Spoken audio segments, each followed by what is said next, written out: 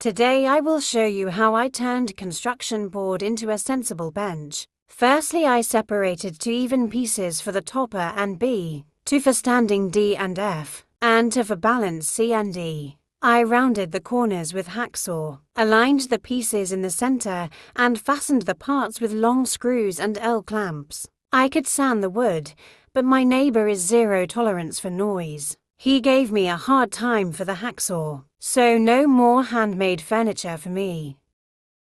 In the previous video I taught you how to make a half the price varnish. I am applying it on this brand new board bench, debatable safe. I didn't have energy to go to the gym, but I got enough courage to get a new gig. At least a contact for a future gig cleaning or attending a nearby bar. It sounds promising. Anyway, back to the bench. The final touch is the irregular standing. The 3 hand-sewed pillows and the brown cushion, gathered in the neighbor's trash. Yes, I washed it first. No, I don't have an income or talent for woodwork. Peace.